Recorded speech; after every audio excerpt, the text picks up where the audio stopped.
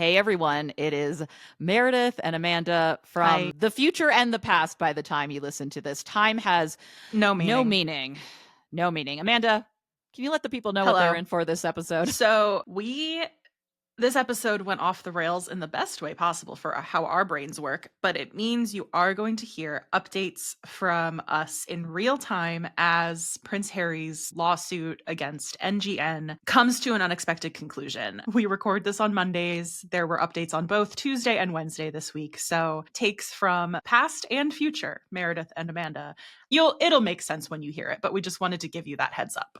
It'll make sense, and we decided to keep everything in because we thought it was important to show you our thought process moving through this case when we thought it was going to trial, when it came out that actually we don't know what's happening, and then when it came out that, spoiler alert, Prince Harry and NGN have reached an agreement, a settlement that included an apology, so this is not going to court. But again, there is so much more in the episode, and we hope you enjoy. I hope you enjoy. I have some clips to go Frankenstein together. Hello and welcome to Off with Their Headlines with your hosts Amanda Matta, myself, and Meredith Constant. Hello, Amanda. How you doing? Hi, I'm good. How are you? I'm very cold. Yeah. Negative temperatures. Not here for it. Not your thing? Not my thing. I am keeping warm by drinking copious amounts of coffee. I actually just started drinking what I used to describe. I used to be more of a coffee snob. Mm-hmm. I was like, ew, gross. This is like blueberry crumb cake coffee. That sounds good. It smells so good. I'm just leaning into it. I'm like, you know what? I don't always want black coffee. Okay. I don't need to be strong. Yeah. Sometimes I really just want something that tastes something like scrumptious. Scrumptious is a good word for it. So, and I got my strawberry mug so that some brightness for my day is kind of what I wanted. How are you keeping warm? Is it cold in your neck of the woods? It is cold. It's like 20 degrees. We got 6-7 inches of snow yesterday. We also drove an hour in it to go to Dancing with the Stars live, which was great. Incredible. But just a time to be alive. Yeah, I'm happy to be indoors today. I am also drinking coffee. It is the Clever Blend Super Latte, their new one. Which sent one? It to me. They sent it to me. Girl, you got a PR package? I got on the PR list. Oh, I am so jealous.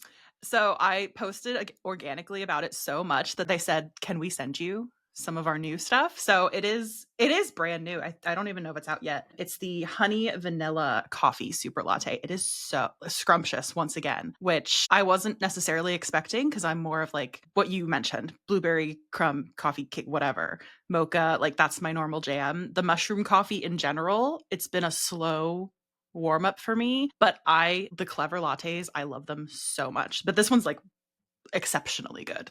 Yeah, and I mean, again, not an ad for Clever Blends, but I actually decided, I was like, you know what? I'm going to try these last year or so when Megan did that Clever ad for them, or which was actually a really good idea. And I got the Sleep Time one and the London Fog. Yeah.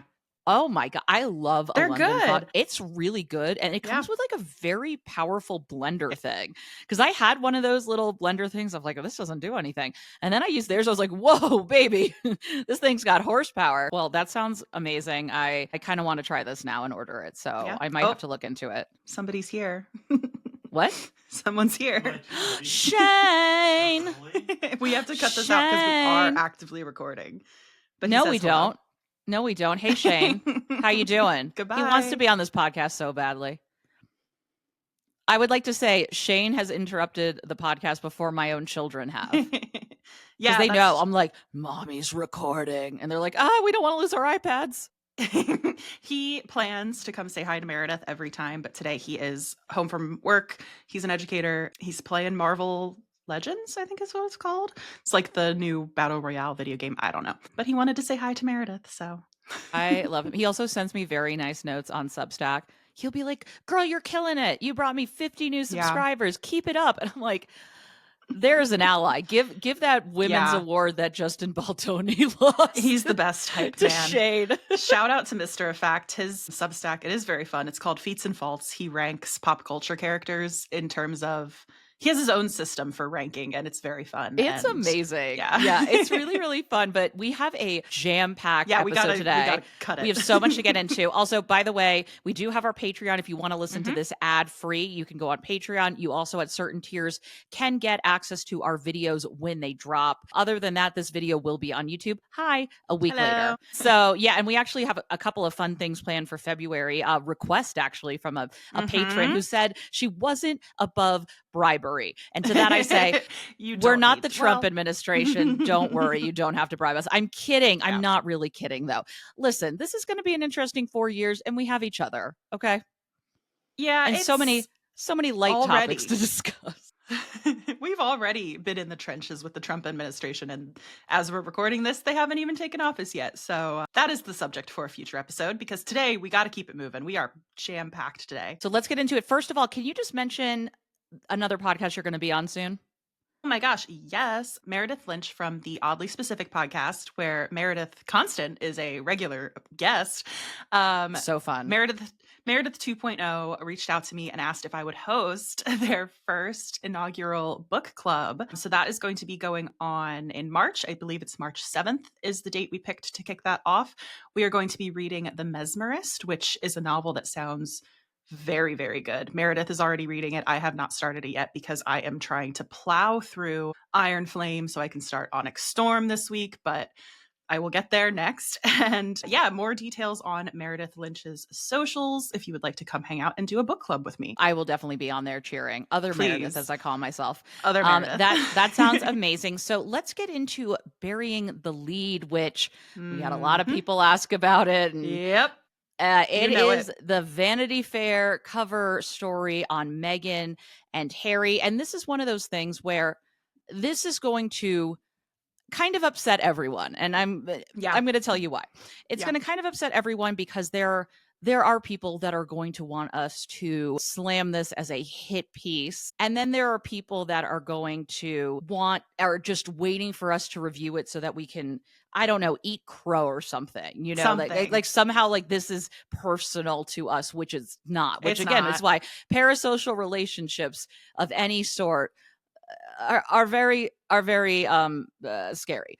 But this is a long piece. And before we get into a discussion on it, I just want to read what they say the thesis of this is, like the reason for this piece. And we can kind of discuss, does it accomplish this?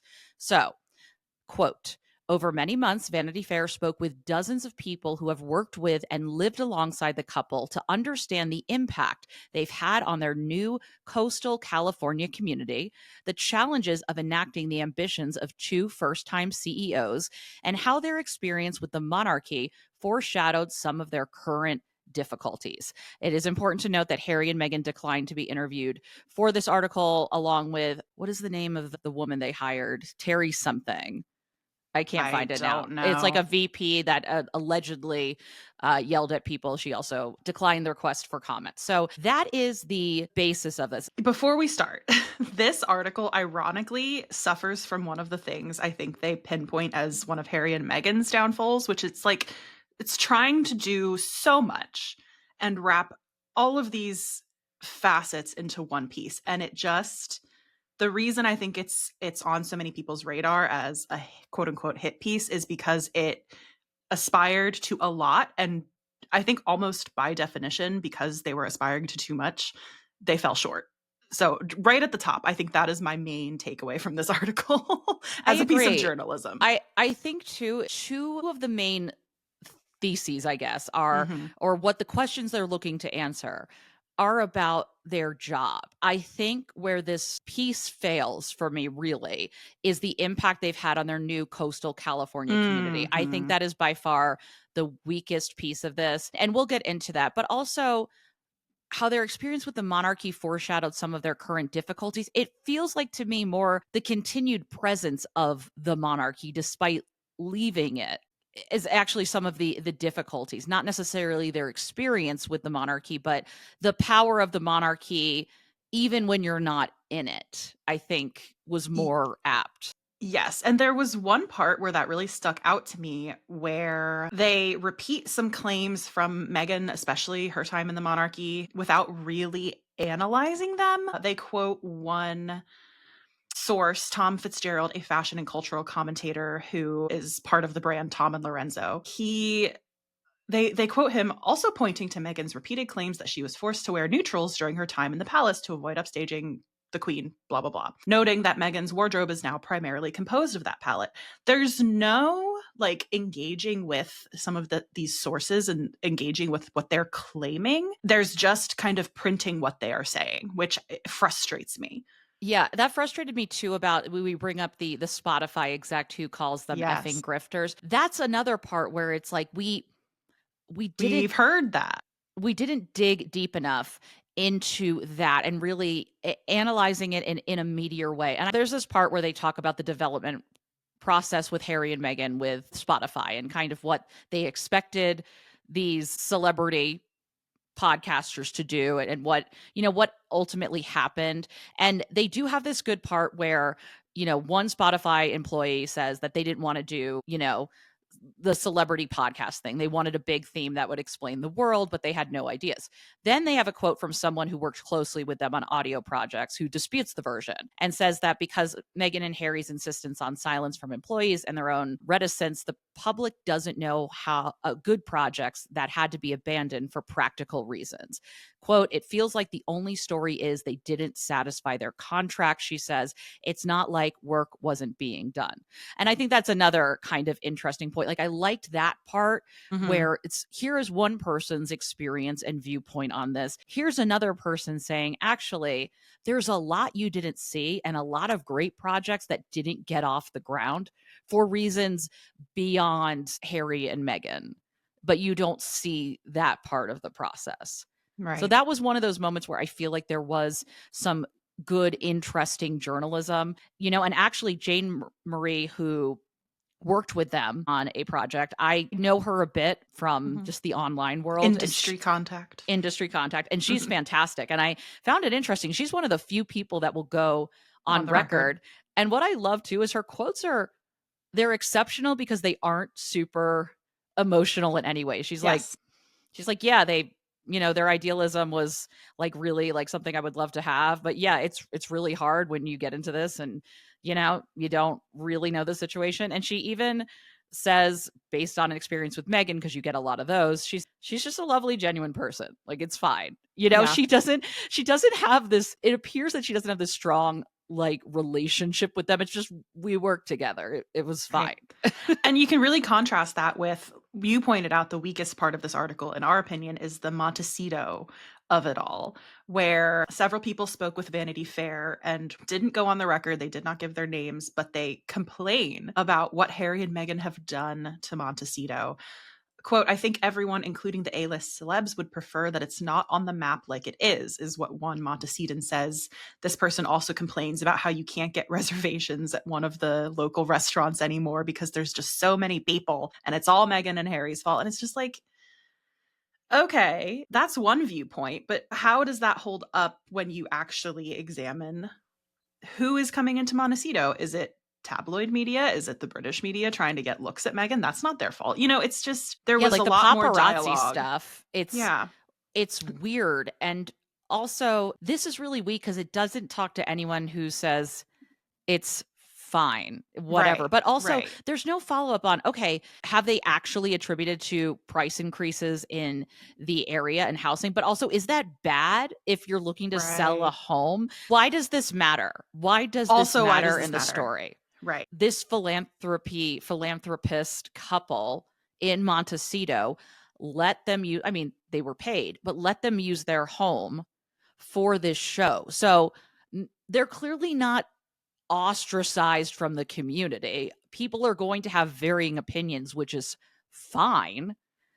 But this part just felt like you could have had something here and then it kind of falls apart. And it's where did you need to fill that word count? And that's why we did this. Yes. What I kind of wish for this piece, honestly, if we were going to have an interesting journalistic examination of Meghan and Harry's, what do they call it? American Hustle, break it into segments, make it a series instead of a cover story. One on the Spotify deal, one on their Montecito neighbors, one on the faux royal tours, that et cetera, all things that are kind of crammed into this larger article that feel half baked. I would love to see those fully developed. Do you know anything about the author of this piece? Because I do not. Anna Peel is a contributing editor for Vanity Fair. And I like this line from her bio. Her culture writing looks seriously at subjects that are sometimes considered frivolous, which I love that because I think we also share that mindset of this isn't silly. This is actually pretty important. So she wrote a really popular Esquire cover story of Miles Teller. This is where I know her from.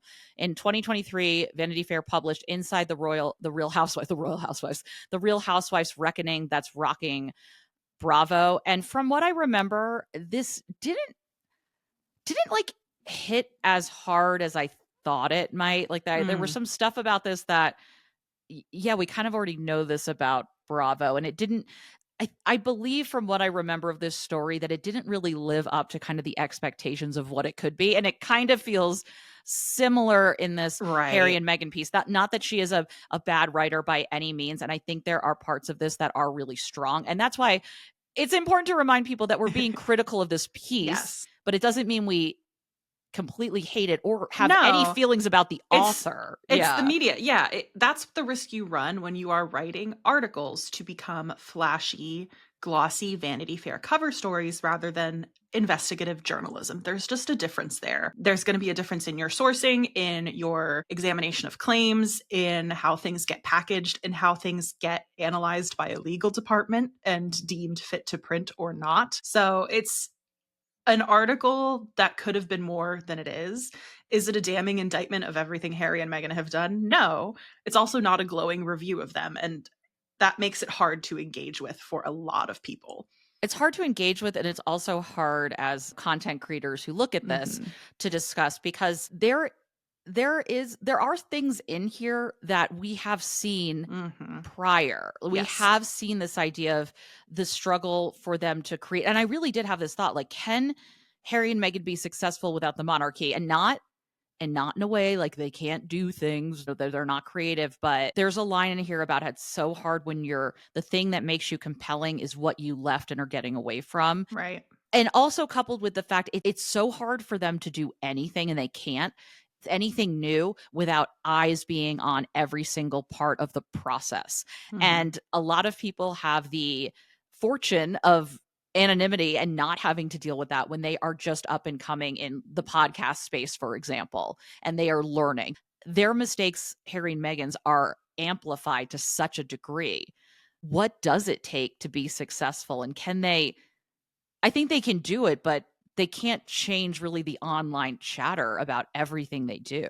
Right. It's a weird place to live. It is. And that's one thing I wish we could have engaged more critically with in this piece, because there's talk about developing the Spotify series Archetypes. We could examine on both sides of these projects how assumptions about how Spotify works and how Harry and Meghan operate impacted the result that came out of this deal. And we're still not scratching the surface of what actually went down at Spotify or with Penguin Random House. You know, those are both deals that are mentioned in this article as being misreported in value. The Spotify contract being widely reported as worth $20 million, that is refuted by two sources in Vanity Fair. But like, we're not going to talk about that point because there are also claims that Meghan's a nightmare boss once again, and that Harry just wanted to be a house husband. You know, that these broader characterizations are what are getting parroted. And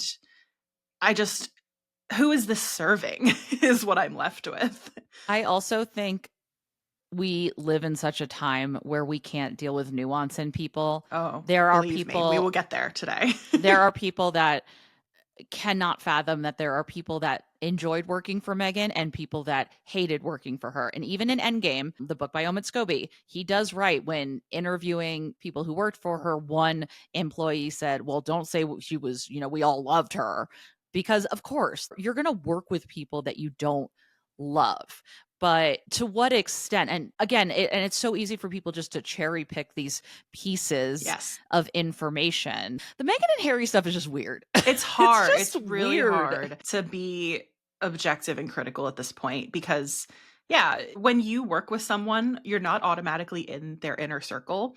But with Harry and Meghan, that's kind of the case. They are bringing you into their world if you get hired by them. And they have to have their guard up because of that. I think that is some of what rubs people the wrong way. And there's discussion of how Meghan has never signed anything that restricts what she can talk about, but Harry and Meghan make people sign NDAs when they work with them. Like, Every weird. celebrity does that. Yeah. That was the weirdest point. Like, oh, but she's Yes, silencing odd. her employees. I'm like, That's you standard, what? industry standard. It's not a good comparison there. Yes. It's not a good comparison. There is this sort of inaccurate retelling of some things. For example, in order to show this Meghan is in control and pushing Harry to do things, the court cases in Britain, which is not Meghan Markle's doing. I have it on good sourcing that Meghan would rather allegedly just kind of let it go and move on. But that I personally think that Harry is doing this now. It's in part because of Meghan, but it's the treatment of his wife that he saw with his mother that he also happened to him. I think I think Meghan's existence has propelled him to be like, you know what, I've had enough. But it's not because Meghan's like, go Harry. Reparenting him? Yeah, What? take them off. There's a weird desire to infantilize Harry in a way that I don't totally understand. Although I think the critiques of his book as not really getting the whole colonization, like Africa is his thing. And there are some things where just because of how he was born into this immense privilege, he's going to miss. But also, he's not an anti-monarchist. No. So he's really not this symbol for the downfall and destruction of the monarchy. It's people have nuance, they're complicated. Right. I think that might be where some of the infantilizing of Harry comes from, along with the characterization of Meghan as a villain, an actress, an instigator, all of these things. So the long and short of this article, it's not a hit piece. It's a retelling, I would say, of Sussex's time in Hollywood in Montecito. But is it a useful one? I think you should read it and judge for yourself, honestly. I do too. And actually on our Patreon, we'll start a chat about it. And even just on this episode, so that people can talk and share their thoughts, because I'm really interested to see what other people think and if there are parts that other people took away. So yeah, definitely give it a whirl and let us know what you think. Yeah, and never let us tell you that there's nothing to talk about, because there's always something. I feel like they are. Yeah, I feel like the universe is challenging us. So let's get into some of these developments that we want to discuss, because since our last episode, there have been developments with Meghan's Netflix series. Yes, Meghan, famously a resident of Los Angeles, has been helping out in the wake of the catastrophic LA wildfires. This is also something we started a discussion post for free on our Patreon. So you can join as a free patron. You don't have to give us any money, and you can tap into that conversation there. But in the wake of that, in order to redirect efforts and redirect her own attention, it seems, Meghan decided, with the full support of Netflix, to push the release of her series to March 15th? No. I think it's March 4th. March 4th. Sorry. Dates. It's okay. It's not happening. So yeah, that was, I think, the right move. Obviously, there is much more scrutiny being put on everything Meghan does than anything anyone else does right now, which is so frustrating because there are literal wildfires and people losing their homes. I think what they're doing right in this situation is they just keep showing up and helping. And I think that's when you see the best of Meghan, to be honest, is when she is in those spaces, just helping and ignoring the noise and just doing the work that's important to her. I think that's when you really see her shine. I also think she has some of the worst luck with some of these things launching like all the time. But I also think, and this is something they got into in the Vanity Fair article that we didn't have time for, is that it sounds like they launched American Riviera Orchard. You got it. It's so hard to say. Arrow. I think they launched it way too soon. And I think that was a potentially big mistake, because it says in the piece, and we've heard this as well before it came out, that there are trademark issues. And that's a huge thing. So I do think one of the things that Harry and Meghan still suffer from in their projects is announcing too soon. But this was the one time, this was a time where I said everything was fine. Everything was perfect. They are going to launch it at the perfect time. It was going to start right before the inauguration. Timing couldn't be better. Meghan really should have looked at the Santa Ana wind forecasts and seen that something like this could have happened and just never done anything ever again, really, as a result. She should have changed the weather. I mean, I don't get it. But yeah, it'll be interesting to see how it does in March. This is kind of a bit of a letdown in momentum, but I also think it's very important. It also gives her more time to continue to build up her Instagram and get more people interested in watching this show. Because I think too, as we discussed, she comes back on Instagram with this quick, writing 2025 in the sand, and it's, oh, well, you clearly something needs to be promoted. And then the Netflix trailer comes out and you said, oh, Netflix higher up said, hey, buddy, hey, Duchess of Sussex, can we start doing some promo? We're really depending on you for this. So there's more time to kind of build up that platform. And that's the one thing I said in the last episode where we talked about Meghan. I did wish there was more organic seeding of that account. I haven't seen any posts on the Instagram about Meghan's philanthropy helping with the LA wildfires, which really flies in the face of people saying she's only doing this to self-promote. If there's one thing we've consistently seen from Meghan, it's that she cares about helping people in philanthropy. That doesn't mean she's a patron saint. That doesn't mean she's perfect, but we have evidence to prove that. But again, it's this painting people as all good or all bad. We're going to talk about this later in the episode because, spoiler, we are going to break into the pop culture sphere today. 2 things can always be true at once. Sometimes 3 things can even be true at once. I know, it's radical and sexy as a concept.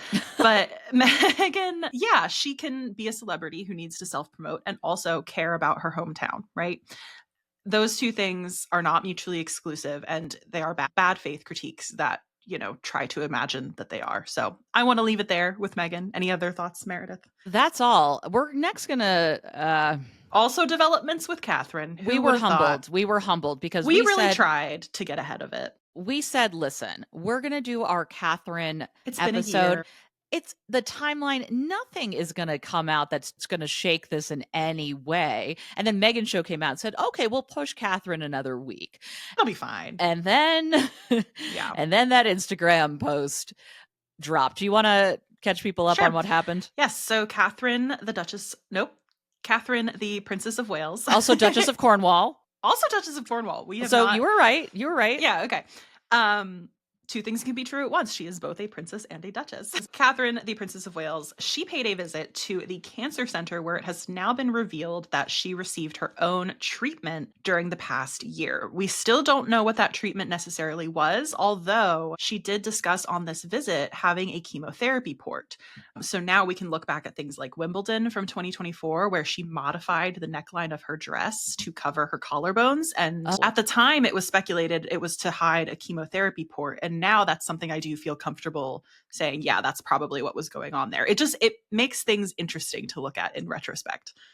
Yeah, I didn't even think about that, but you're right. What's interesting though about this post is that the I'm now in remission is buried in the Instagram post, which seems... It was an afterthought. So she paid this visit and it was announced that she is becoming the joint royal patron of the Royal Marsden, which is a leading specialist cancer center in Chelsea. William has been the president of the Royal Marsden since I think 2007, so they are now joint patrons, which is not a common thing, which is interesting to see. But yeah, the news that she's in remission was almost an afterthought. It was tacked on in a personal message in an Instagram post about this visit. So many steps, and it kind of reinforces the thought that William and Kate are going to be doing things, quote, in their own way. They're going to be sharing more of their quote unquote personal thoughts and feelings, but she says she's in remission. I don't know where that falls with the previously approved language that she wasn't in remission at the time they released a video in September. We still have no answers on a lot of the questions we raised, but because we can what was the point of the video then? Right. Is what's... At the time, it was said the point was she had finished her chemotherapy, and there is a difference in finishing your treatment and being labeled in remission. But the confusing narrative, I think, still stands. Remember, two things can be true at once. That might be becoming the title of the episode here. It is, because I still stand by the fact that I think this is more an issue of too many cooks in the kitchen trying to word things, trying to find a line between being private and public, and relatable, aspirational, making things just worse. You know what I mean? Like, the cover up is worse than the crime, and there's no crime. I'm not saying there's a crime here, but I do think there is a crime of journalism, because this has now created, I think, an even worse reporting situation. That didn't yes. you know what I mean? I hesitate to go down this road with it because, again, my point here is not that I think Kate should have been more transparent with us. I don't think she necessarily needs to, but the way that Kensington Palace has positioned William and Catherine as revolutionizing the way we talk about royal health, I don't think is accurate when there is this much confusion. And I think that's a very good point. Yeah, case in point for me is Kate's original statement when she says she was undergoing preventative chemotherapy. You can't be in remission if the chemotherapy was preventative, just on the basis of the wording there. So it just creates more confusion if somebody is willing to scrutinize it here, which I guess that's us.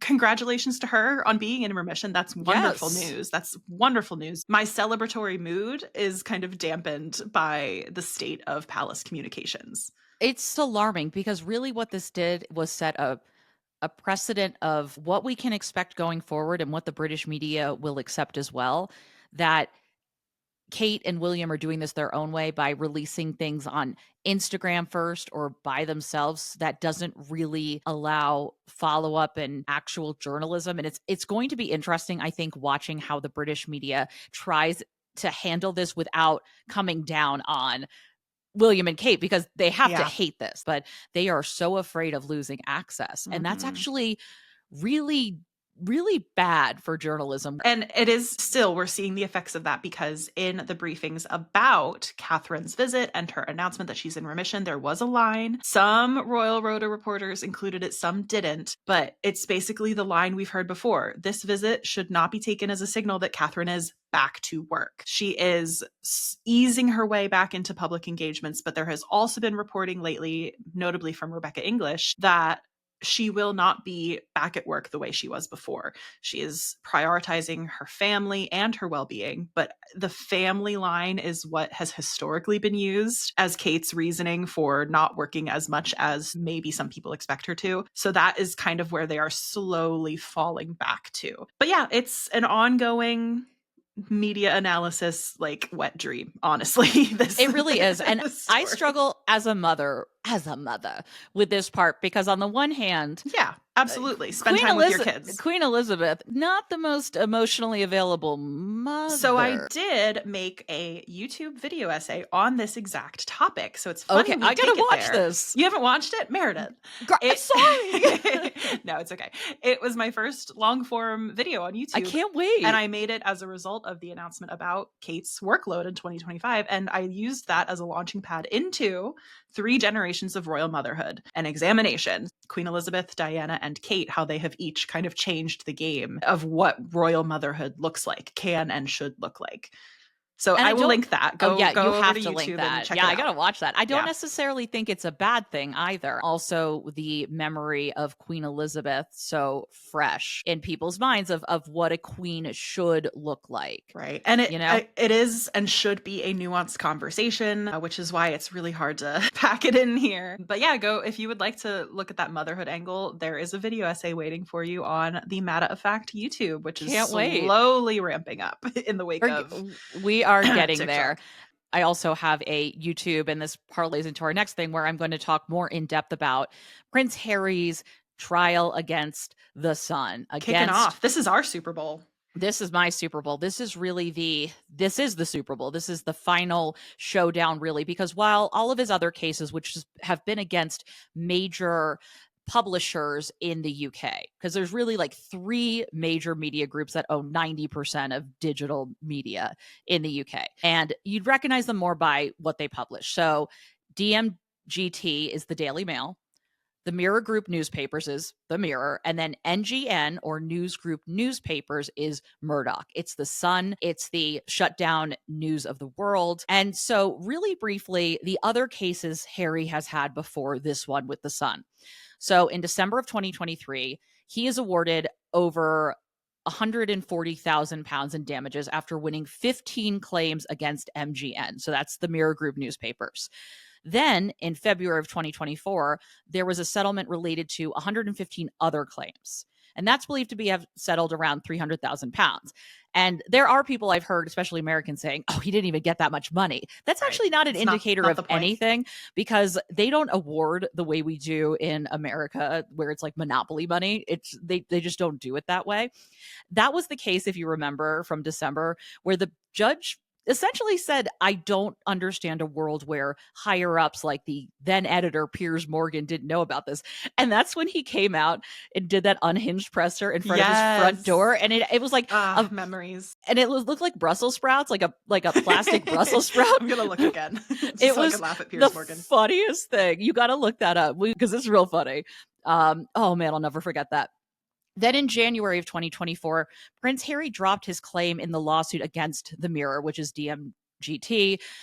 The judge basically suggested he might lose at trial. And I'm assuming there was a calculation of, we have a stronger case against the Sun, and that one is going to take more. That feels like the one that is maybe closest to Harry.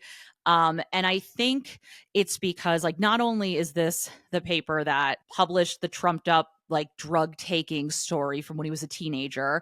I mean, Rebecca Brooks, who was the then editor, Rehabber Kooks, who's the only person he gives an anagram to in the book. He wanted the only us to person. know. Yeah, no, he is out for that woman. But also, this is the same woman who got the Highgrove news of Prince William meeting with Camilla for the first time a year after his mother dies, and they use it to prop up Camilla. So this is not something that I would say Prince William probably hated the press more than Harry, based on his age when his mother died, based on what he saw. And there's eventually a point where it's like he's got to lighten up because he's going to be dealing with these people for the rest of his life. Well, do you also remember, I forgot about this until I was clearing out my TikToks. I archived all of them with the potential ban, and I was going through and sorting. And I remembered there was a story about Prince William settling against Rupert Murdoch's papers in 2020, which kind of got brushed under the rug with all of the Harry stuff coming out. Yes, that was a situation where Harry made a claim that his brother had settled with the Sun, but also that his family had. And that was something that Harry was not aware of, that there had been a deal made between Murdoch and the royal family that he wasn't privy to. And it's one of the reasons why they were trying to persuade him not to pursue this. And this is something I need to do more digging on. But part of the reason it is suggested that Lord Geit, I think it's Geit, Geidt, who was the private secretary to Queen Elizabeth before Sir Edward Young, one of the reasons that he was ousted is because he actually wasn't saying to Harry, you shouldn't pursue this. He was maybe not encouraging, but certainly not part of this larger plot. And the suggestion is that Prince Charles, with the help of Prince Andrew, sort of persuaded his mother to maybe get rid and oust basically this private secretary in favor of more of a yes man. So getting back to the case at hand, today, January 20th, is when Prince Harry's case against NGN starts. It's expected to run about 8 weeks. And again, there's a question here of what does justice look like? NGN lawyers say that justice is settling with over 1,000 claimants, they say. And that shows their willingness that they'll settle claims monetarily before they go to trial, which when you have these kind of pockets, it's kind of hard to bankrupt someone like this. I don't think that's justice to Harry. If that was justice to Harry, he would have dropped out already.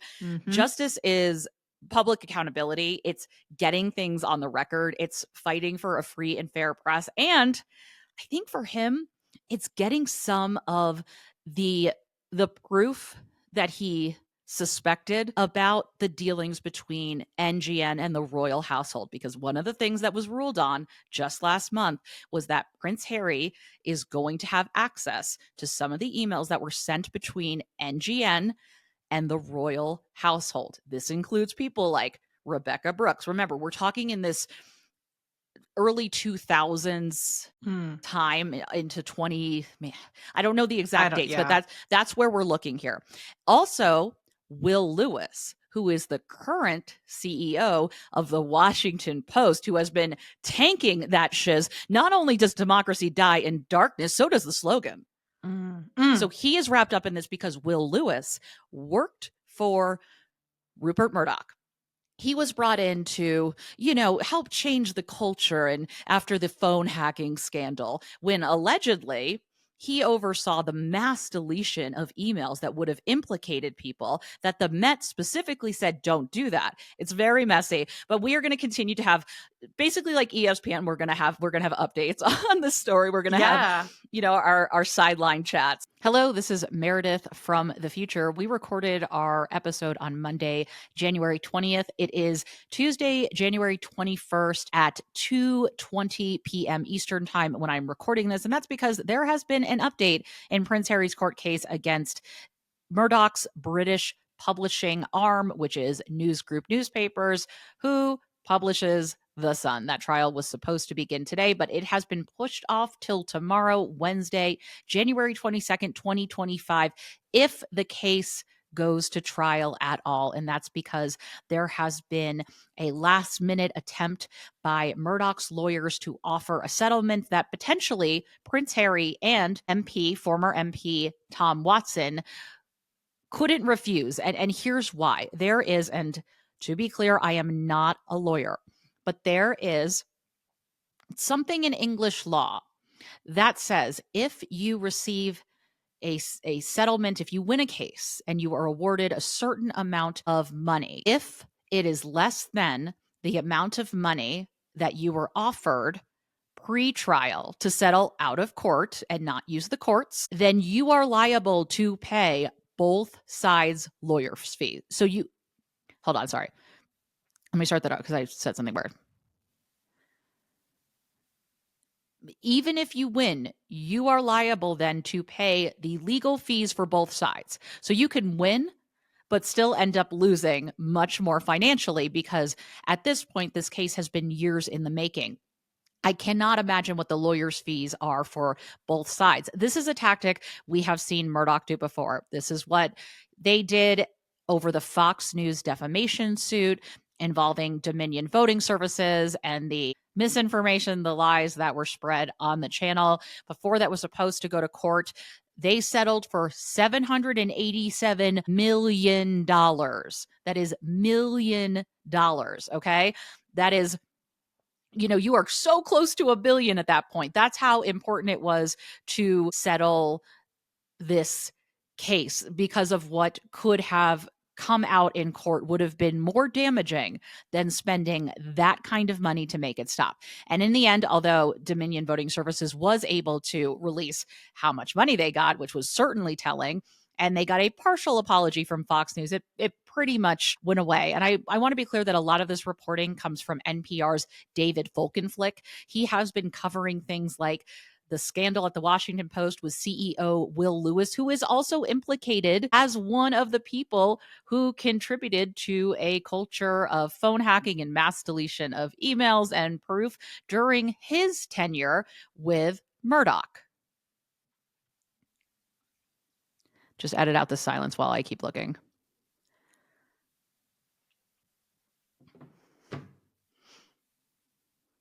Here's an important distinction between American cases and UK cases. Typically, the amount of money given out to winners of a case in the UK is substantially less than the US. For example, when Prince Harry won some of his claims against the Mirror newspaper group for instances of invasion of his privacy through illegal tactics, he received somewhere in the ballpark of £110,000. Now, there was also a second amount that was awarded and lawyers' fees covered, and that was from February of 2024. But that's not as much money as maybe people expect. But it's important in this regard to realize that for the plaintiff, in the UK. They are just trying to offer more than what they think reasonably a judge would offer. So that even if it does go to trial and they end up losing, they might not actually lose that much and it'll be okay. But again, the idea is that the information that could come out, which would include emails between the son and the royal household, everything that could come out would be way more damaging than the kind of money that they might want to spend to prevent this from going to trial. Pause. It's a tough situation to be in for Prince Harry. Because of the way the law is written, it really favors monetary settlements rather than a trial where more could be revealed and potentially more justice served. But of course, that is dependent on what you consider justice to be.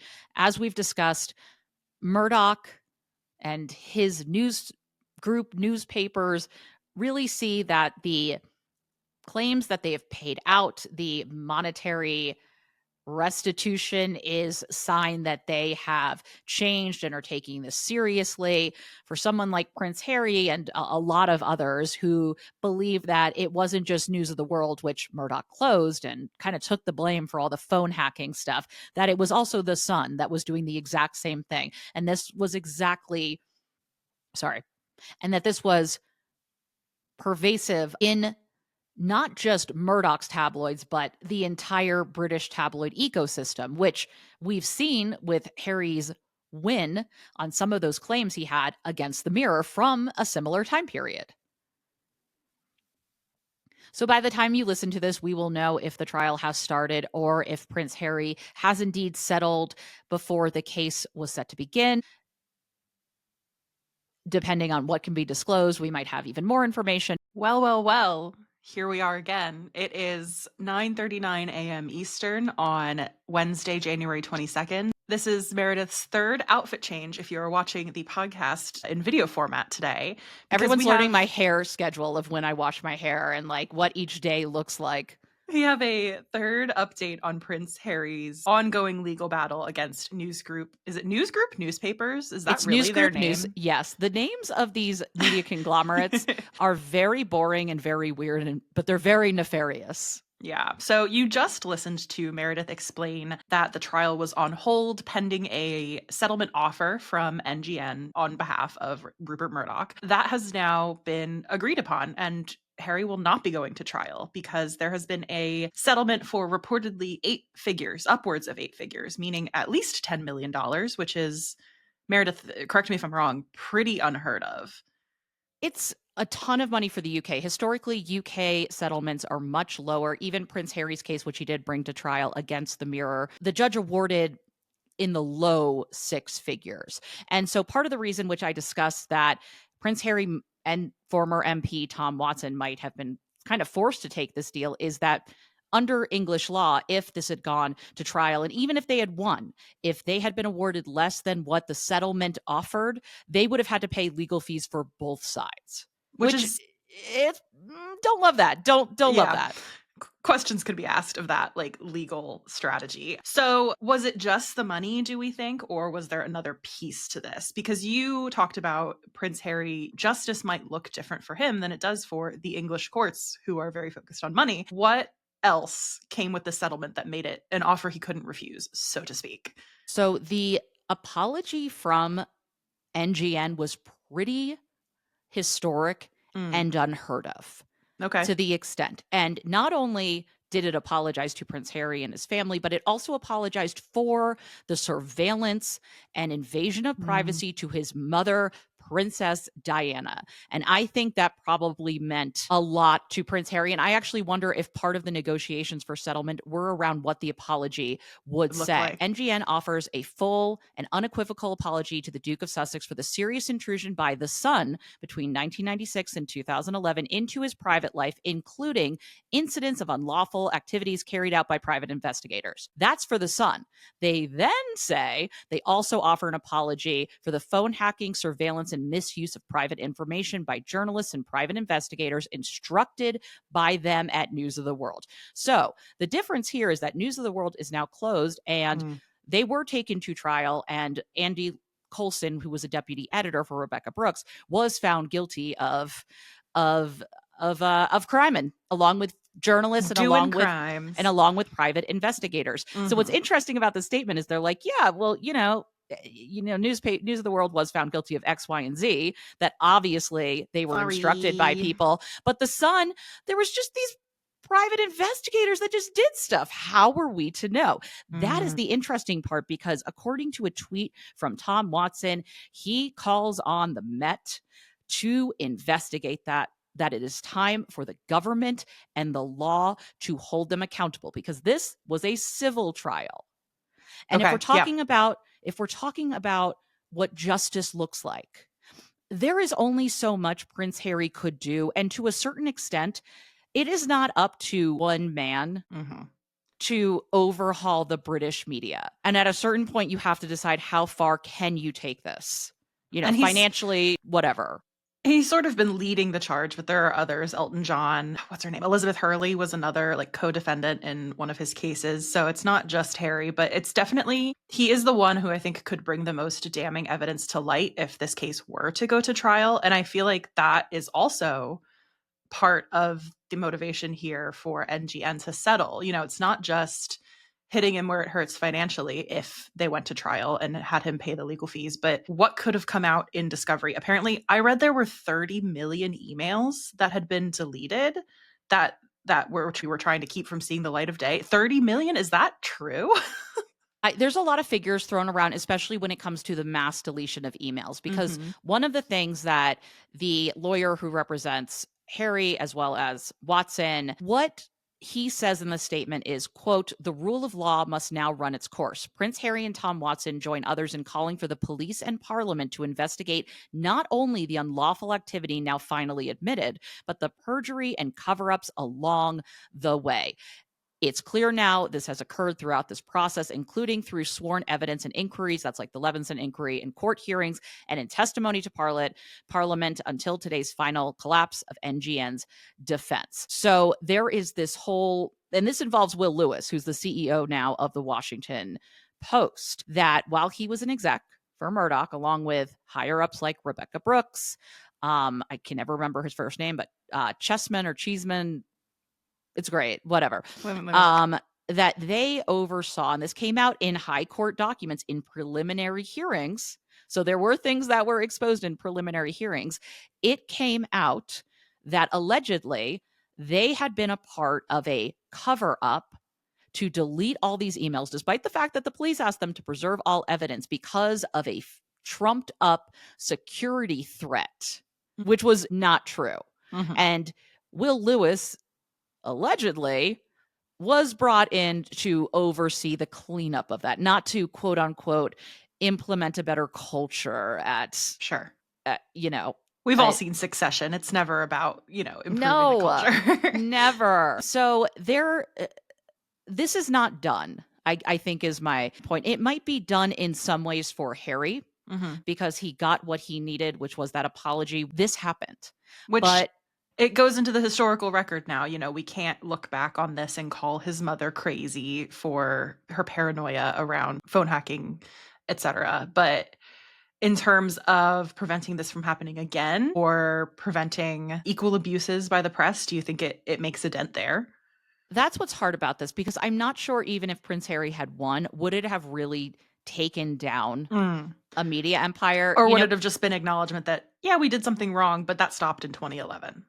I think now there are more eyes on this, because people are now wising up and researching and looking. That Levinson 2 was an inquiry that was supposed to involve looking into police collusion with papers. There also is a liberal government now in the UK. Doesn't necessarily mean this will get an inquiry. Doesn't necessarily mean that, but I think it is more possible than when the Tories were in government. Yeah. And I hope we can take it there and see this kind of come to fruition in criminal court, but I'm not holding my breath personally. And it does also put into perspective all of the noise around Harry, just how much we're being fed bashing this couple on a daily basis, and what the actual story about Harry is going to be in terms of historic impact. It is, I think, taking these media giants to court and holding them accountable.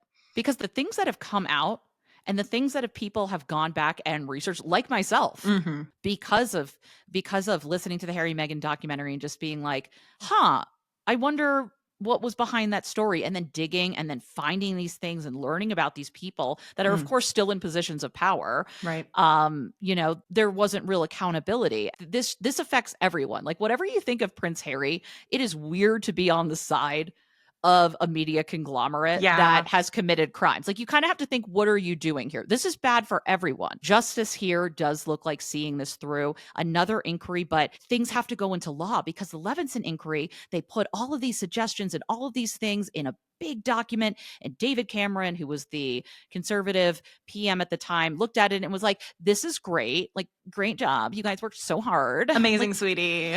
Gold star. You're doing great, sweetie. But we have new problems now impacting media, and a legacy media is really hurting. So this was in the past. It's not going on anymore. So we're just going to drop this whole thing. That can't happen.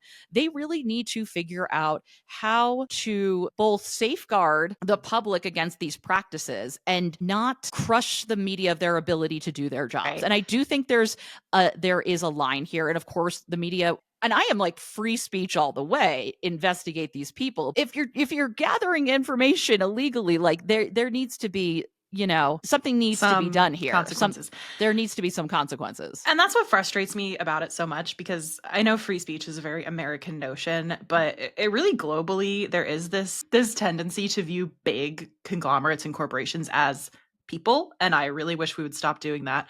But also, to your earlier point, this is really something that affects everybody. Like you said, I don't know how you could be on the side of Rupert Murdoch's giant news organization unless you are a shareholder. Conservative, liberal, like every person outside of working in the media should be on Harry's side here, on the public's side here.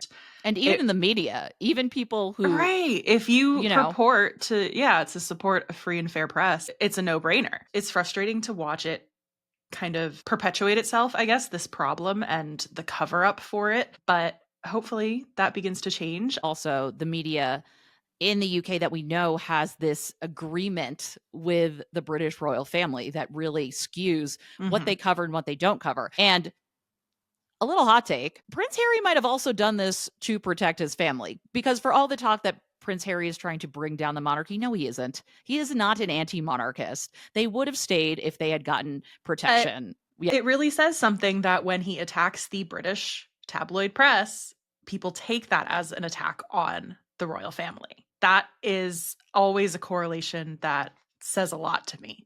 Well, and also the fact that we found out last month in December that Prince Harry was going to see emails between the Sun and the royal household. So who knows what kind of stuff could have come out about real further proof of how things work and how that could have implicated members of his family. Again, as I've said about Spare, it's not a takedown of his family. It's like man does therapy and has issues with how the institution treated him. I would think that the British royal family and all the men in gray and women in gray are breathing a sigh of men and women in gray. They can all be terrible. Women can be terrible too, but I think they're probably breathing a sigh of relief that this is over, because who knows what could have come out. Listen, I'm not going to do it.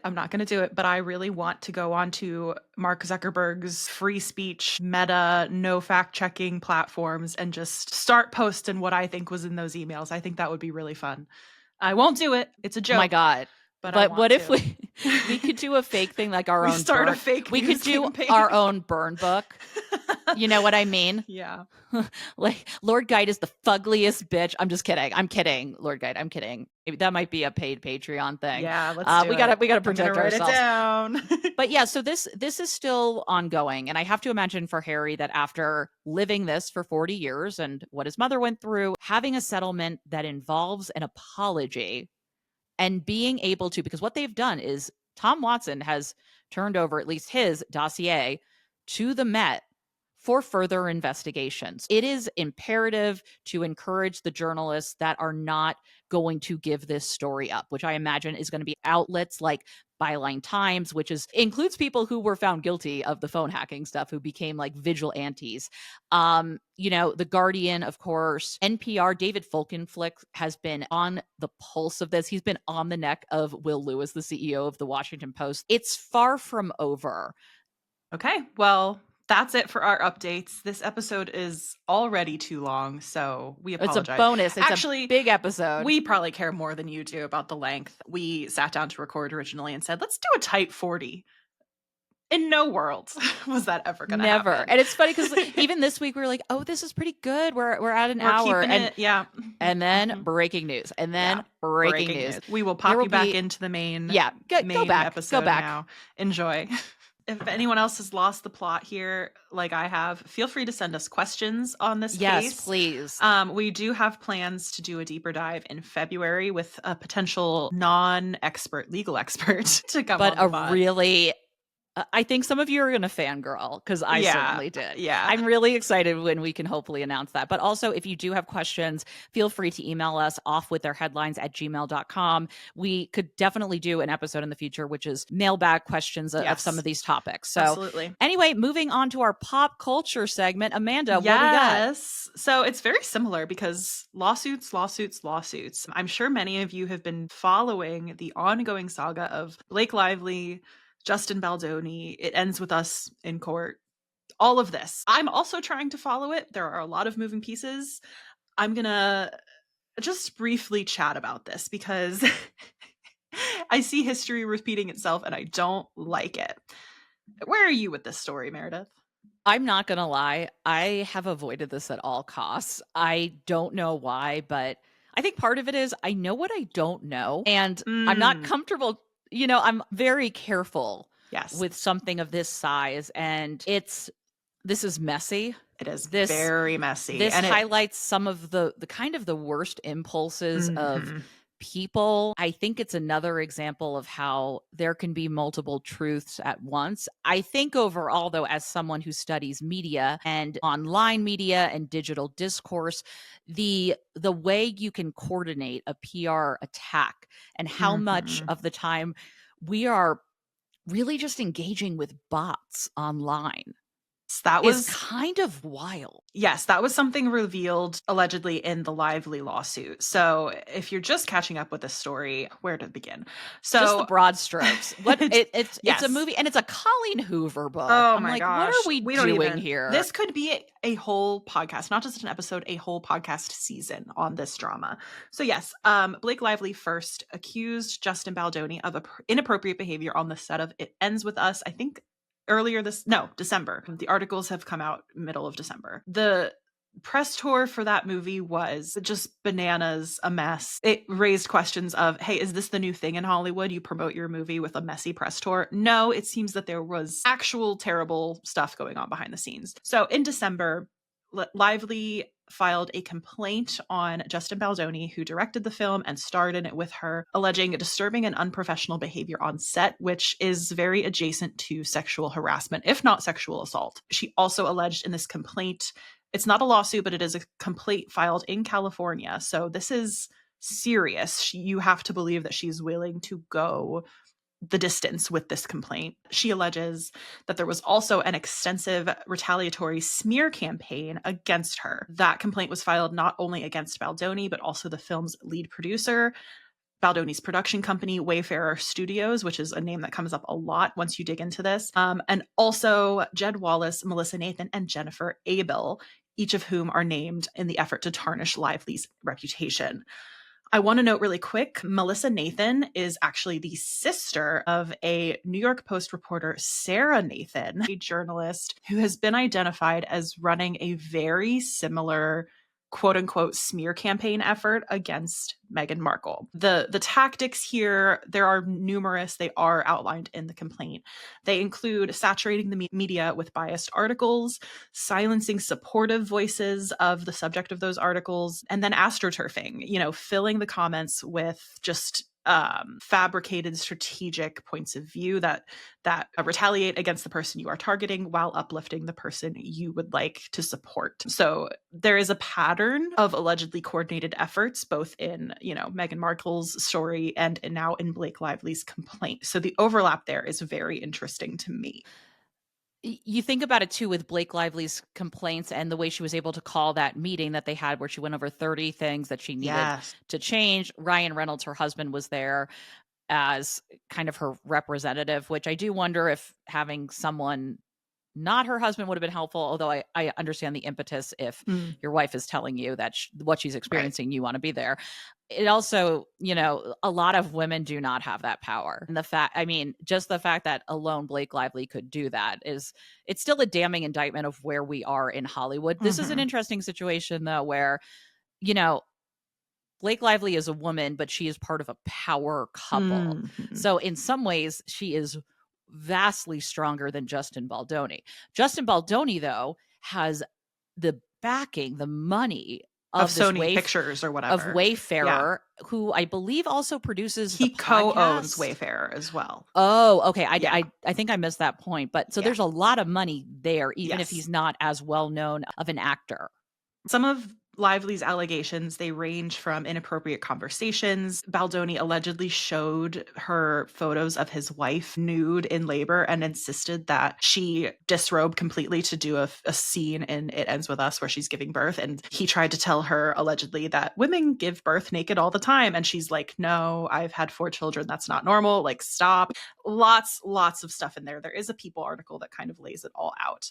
So that is the complaint. Right away, there was an article in the New York Times kind of outlining these complaints.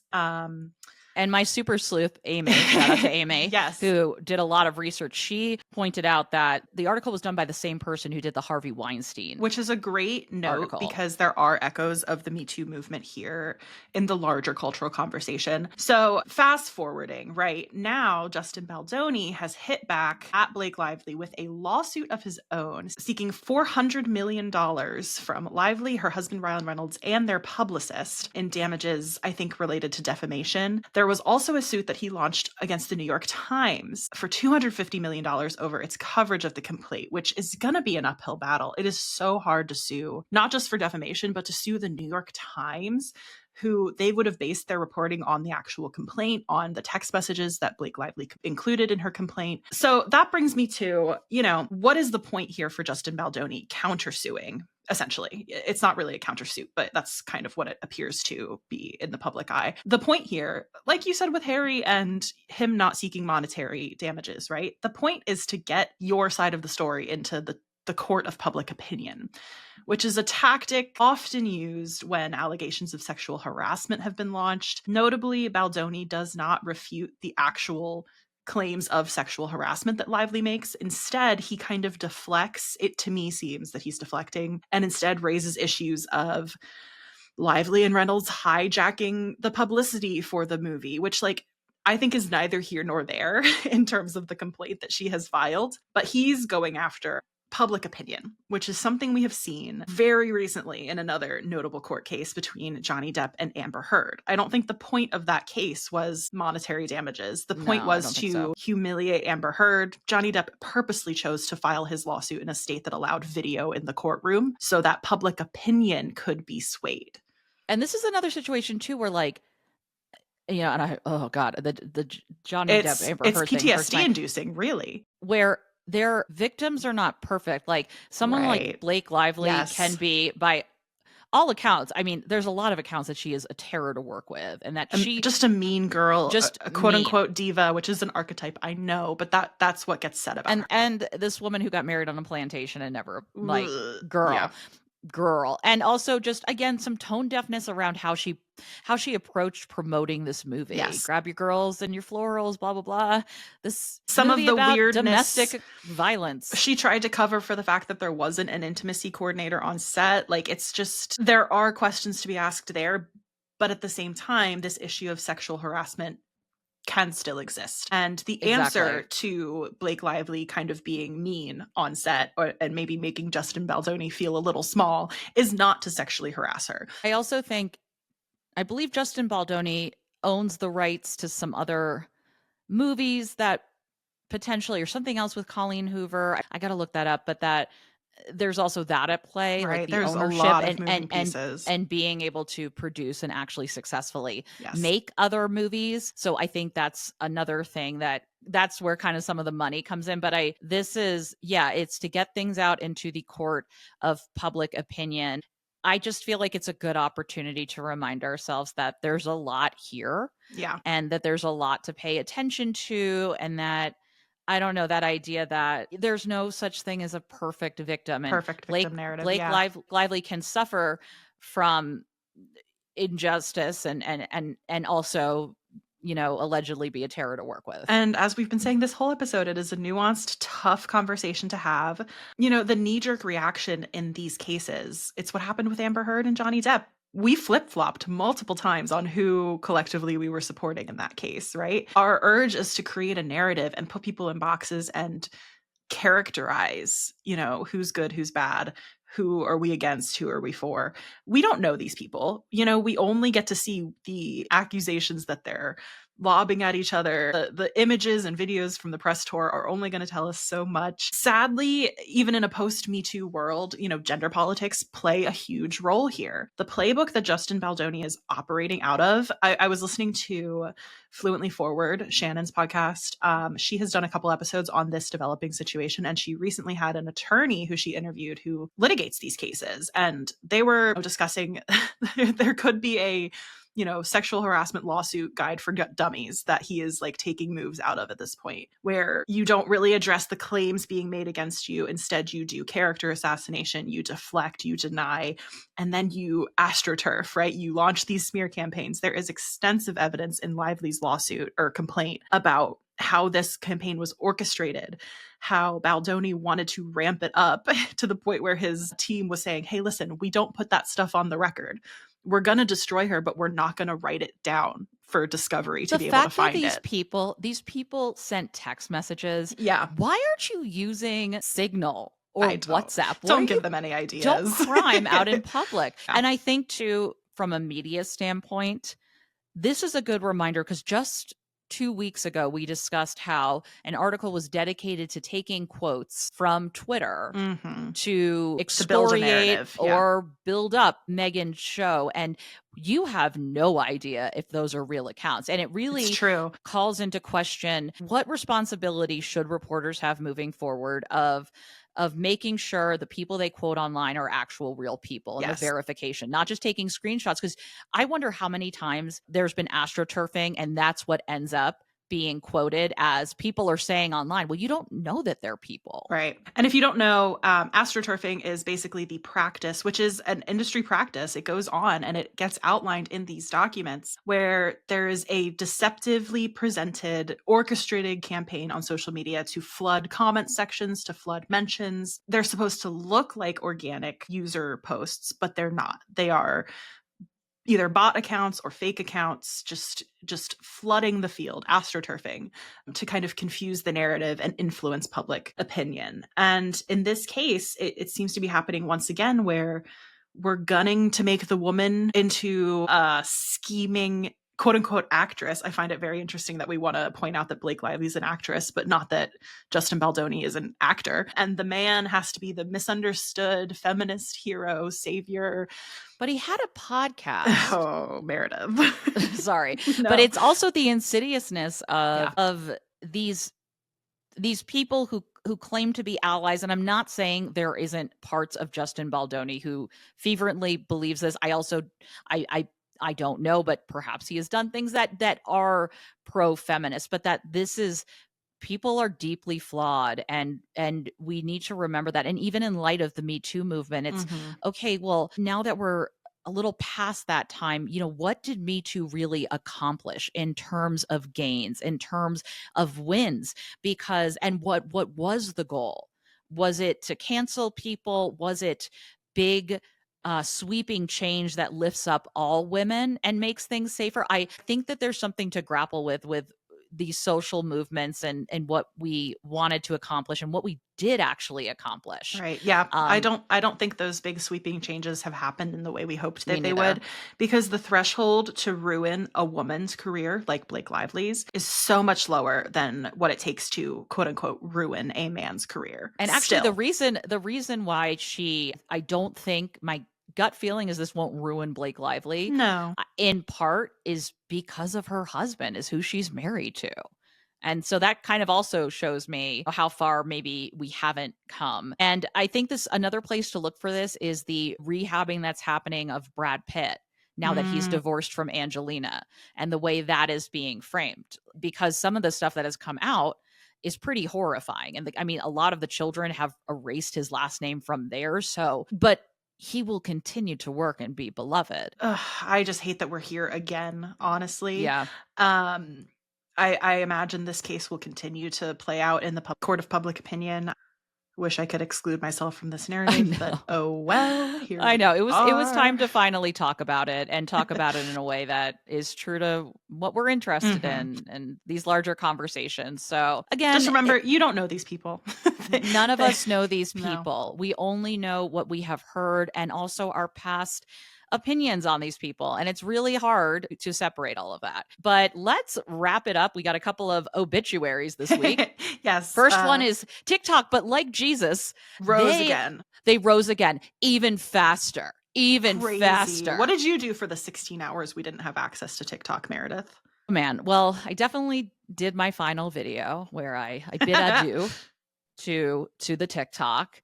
I kind of didn't do anything. I was in this weird space of, I'm kind of relieved that it's going away. It was overnight, so I think we were mostly just sleeping. It was weird opening it, but what really got me was what was put out on TikTok, which was, right now it's banned, but President Trump is working to restore it. And then when it did finally come back, it was thanks to President Trump's efforts. And I said, holy propaganda, this feels gross. Like, in some ways, this is worse than TikTok just going away. Regardless of how you feel, I will say President Trump is the one who started the process to ban TikTok, and now to be the one coming in to save TikTok, it should leave an icky feeling in every American's mouth. Like, it feels very bad. It feels bad. And it's, I didn't really make a heartfelt goodbye message because I had a feeling it would be coming back. But for everyone who was sad about the app, who fought to the bitter end to keep it, most people are now, we're back on the app, and it feels weird, and I don't really know what to do now. Again, we will continue to update you on what's going on with TikTok. Is it back in the grave or not? But I will continue posting videos there. Everything I post on TikTok, I'm also going to make sure is available on a different platform. Yeah, this has really taught me, because it really made me examine, how beholden we can be to algorithms, and, people that do this as a career, how dangerous that can be. And also, if it goes away, what do you do? So I'm kind of slowly moving away from TikTok. I'll be there, but something happened in order for TikTok to stick around. And it's a what lesson. Is that? Yes. What did Donald Trump get? What did everybody get in this? And we're recording that concerns me. The case is so rapidly evolving to the point where I have to tell you, we are recording on Monday the 20th. This could be so different by Thursday once Trump is actually in office. But as you said, just really quick broad strokes, Trump introduced the idea of a TikTok ban in 2020 over the summer of 2020 as a potential executive order. And this is not because they're afraid that the Chinese are stealing your data. It's because people that they like and are close to can't steal your data. Right. Yeah. Yeah. It's who is stealing the data and making money. That's the problem. It's not because we want to protect, America. National privacy. Security. Give me a break. Yeah. So that did happen. And then the reason that this TikTok ban made it through the U.S. House and then Senate is because it was wrapped up in a humanitarian aid package, which is so deeply effed that people, it got bipartisan support, because I don't know what you do as a representative when you're like, but this aid is needed. And if I vote against it, then the smear campaigns against me are going to be, I voted against aid. Humanitarian aid. Yeah. And Yeah, so that was intentional too, as a way to sneak it through. Yes. And that's what happened. And again, the Supreme Court, Joe Biden said, I think we should issue a stay and let Trump deal with this and make his decision. He's the one that started. Yeah. Supreme Court voted unanimously to uphold it. So then this idea that Donald Trump saved the day is wild. I will also say the Supreme Court case and the argument that TikTok brought that, and I haven't read the whole case, obviously, but I know that the issue they hinged their case on was free speech and the First Amendment. And that's what the Supreme Court was litigating based on, right? They were presented with the question, does preventing a foreign adversary-owned app with the option to sell or be kicked off the App Store violate free speech? And they unanimously decided, no, it doesn't. That was the question presented to the Supreme Court. And again, we're wrapping the issue of banning TikTok in all of these other conversations, which is partly where these icky feelings come from as well. I don't think that the Supreme Court ruling is the issue here. You know, I don't think we should have been hinging all of our hopes and prayers on them. It does fall back on Trump, you know, being the one to orchestrate the ban and then the savior complex part of this that is still ongoing, potentially a sale, because that's what the stay of execution was put in place to allow for 90 days to entertain a serious bid for a sale of TikTok to a US owned entity. And we don't know what that's going to look like yet, but I imagine that is what is going on behind the scenes. He is probably facilitating talks. I would imagine some of his buddies are in the room for those talks. So we have yet to find out the final sentence for TikTok. So it's weird. But the obituary today is for TikTok as we knew it, because I don't think it will ever be the same again. It's not going to be the same. I will say, though, I really loved seeing all the comments from people being like, oh my God, it's like we wiped out colonization in one fell swoop. And it's so much quieter on here now. Sorry. I will say, I kind of loved seeing, oh yeah, what is this app like? And I was like, you know what? It's actually probably pretty pleasant. So I actually thought that was really funny. I really liked that. And I hope you guys enjoyed those 14 hours without us. I'm so sorry. So we have other obituaries. Obviously, President Biden's presidency. Not just as president, but I was also thinking this is a long career in U.S. government that is now over. And he left a very heartfelt message on the POTUS account before it got wiped, obviously, for the next incoming president. And for him, I'm sure this is closing a chapter on a lifetime of national service. You know, again, regardless of how you feel about these people and their politics, Biden has been an integral part of our government and has shaped major, major decisions in our country's future for years, decades. Yeah, and there are times where I think there is a humanity to Joe Biden and a caringness. There's also times where he's made the wrong decisions, like in the Anita Hill hearing for Supreme Court Justice Clarence Thomas. He has been on the wrong side, but I think this kind of generation of working across the aisle kind of it's dying out. It's dying out, but I also think through Joe Biden, because in his speech, he talks about the dangers of basically fascism and this oligarchy that's coming into power. And it's just a reminder that we keep being told these things, but one of the ways that has been a disadvantage to our democracy is people not leaving their positions of power and letting newer, younger generations take over. And that's really hurt us. That is really, it's really continuing hurt us. Even though Donald Trump is, you know, he's now our oldest president, or second oldest, whatever. There's still this younger group of right-wing podcasters, these young 20-somethings that are shaped by this ideology and pushing it. And you're starting to see those younger voices. And in the Democratic Party, there are those voices, but then we're not fostering them. They do things like block AOC from the the committee name is but by financial oversight. I think financial oversight by a man who is currently suffering from cancer, which I am so sorry for that man. But like, what are you guys doing? Yeah. Like, what are you doing here? It's a frustrating time. It's also a very scary time. And so I think it's going to take a while to really be able to suss out this Biden presidency and this transition. Because I think in some ways, I'm not sure if anyone else could have won in 2020 against Trump. On the other hand, I think the decision not to immediately say at midterms, I'm not running again, and to have made space for another candidate, I think that was a really big failing. Yes, absolutely. And our last obituary today, Amanda, my 20s. Amanda, this is my last week as a 29-year-old. By the time you're listening to our next episode, I will be 30. And It's been a time of reflection for me. Really, it has this month. How are you feeling? How are you feeling about late 20s? I'm feeling good about it. At first, I was resistant, not just hesitant, but resistant, because I feel like I lost some time during COVID. My like 26, 27-year-old era was not what I wanted it to be. But now I'm on the cusp of my 30s and I feel good. I feel like an adult. I feel like I have my shit together, regardless of the TikTok ban, everything else going on in America right now. I feel capable, and that is nice. Wait, how old were you when you started your TikTok journey? Hang on. I'm on the spot. 2021. I'm not even trying. 26. I was 26. So like, I don't know, that was the year I lost my parents' healthcare, right? And now oh my God. And you walked right into the Harry and Meghan stuff. It's I can't imagine getting through that in your mid-20s and being able to stay Lessons the course have been learned. And build a career. Yeah. That is very hard. Yes.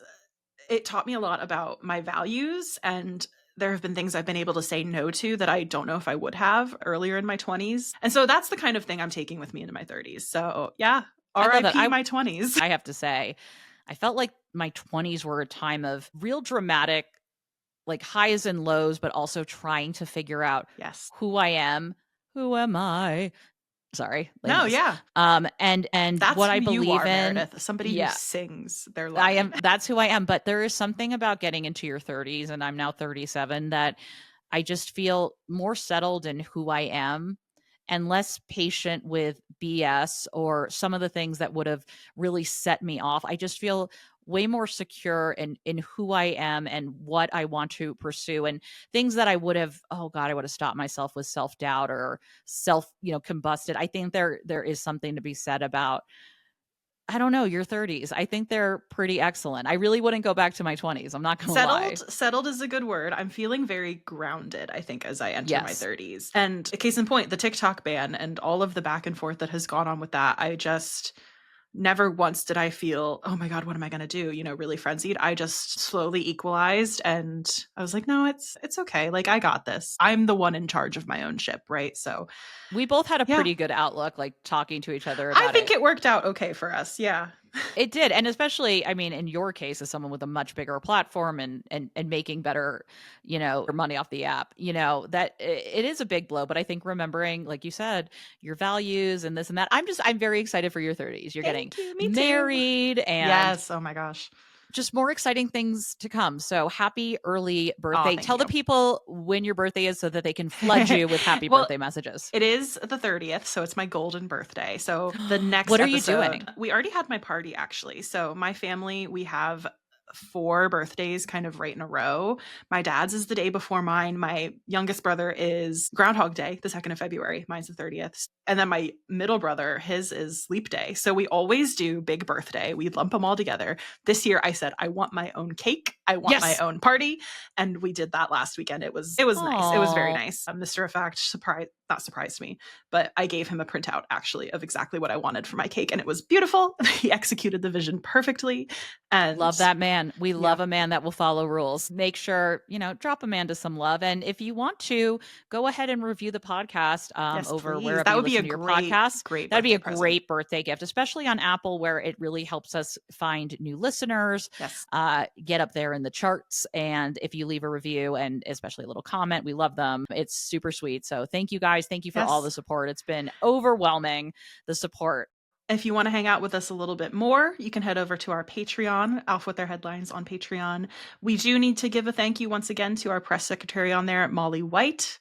Thank you, girl. Molly. Thank you, Molly White. Thank you for keeping us in line. Yeah, thank you for not publishing our smear campaigns over text. Thank you for telling us when we have a bad idea for a smear campaign. Yeah, thank you. And thank you for telling us when a sociopath podcast is a bad idea. Just kidding. Everything else. Just kidding. Everything else where you can find us and keep up with us is going to be linked in the description. Thank you so much for listening. Yeah, we'll see you next time. Ta-ta.